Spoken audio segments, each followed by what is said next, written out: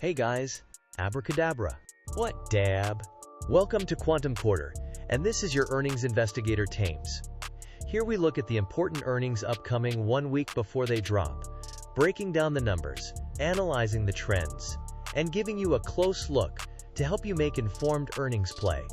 From tech giants to retail powerhouses, we cover it all. So sit back, relax, and let's see what they've cooked for us. Today we're checking in on Kroger, one of the biggest grocery retailers in the US. Their next quarterly earnings report is just around the corner, dropping on June 20th, 2024.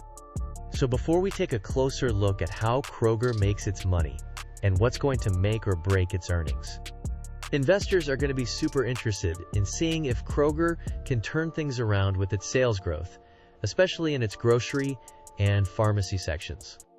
Plus, we'll be keeping an eye on how well they're doing with their online shopping, their own brand products, and making sure their supply chain is running smoothly. The big question is, can Kroger beat expectations and deliver a solid earnings report? Or will it struggle to keep up in such a competitive market?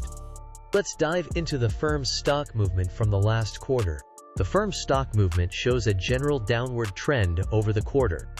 The highest close price was around 55.79 on March 13th, and the lowest close price was around 50.12 on June 12th. This indicates a significant decline in the stock's value over the period. The volume of trades has been relatively consistent, with some fluctuations.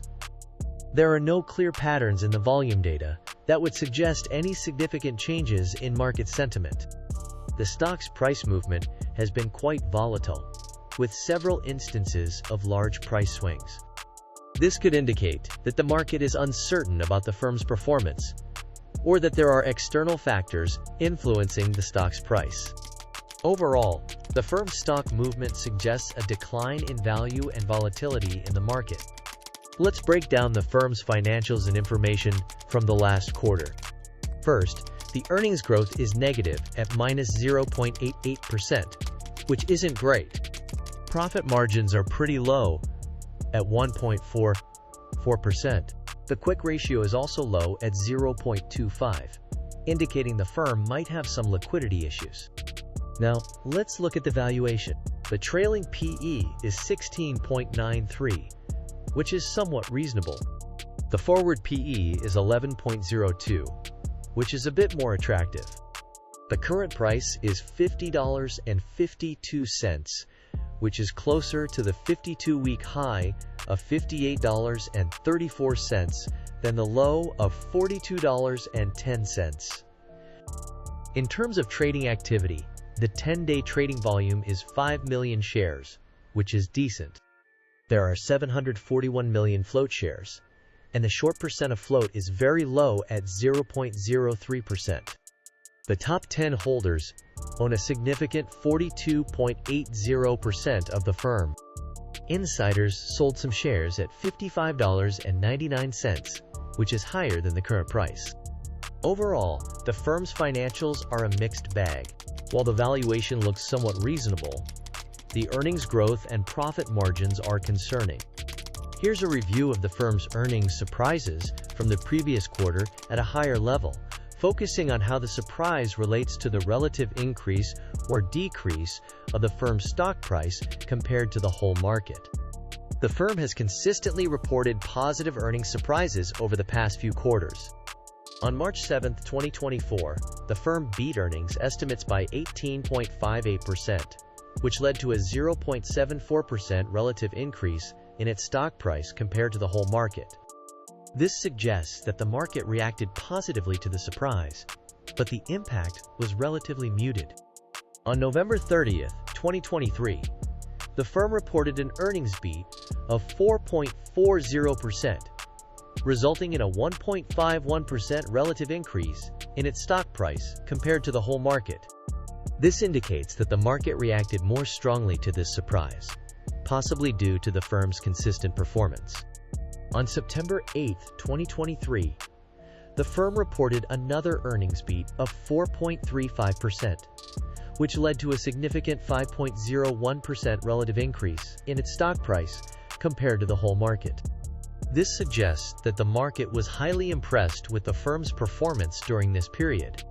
Finally, on June 15, 2023, the firm reported an earnings beat of 3.42%, resulting in a 0.60% relative increase in its stock price compared to the whole market. This indicates that the market reacted positively but less strongly to this surprise compared to the other quarters. Overall, the firm's consistent positive earnings surprises have generally led to positive reactions in the market, with the magnitude of the reaction varying depending on the size of the surprise and the market's expectations. Here's an overview of the firm-related news titles since the last quarter earnings conference call. Kroger has been making headlines with various developments. On the positive side, they've announced a conference focused on health and well-being, which could boost their image and attract more customers. They've also made significant donations to a food pantry and reached a contract agreement with union workers. Additionally, they've expanded their services by adding a pharmacy to a shopping center. On the other hand, there have been some negative developments. The company has faced challenges in their merger with Albertsons due to an FTC lawsuit, which could impact their growth plans.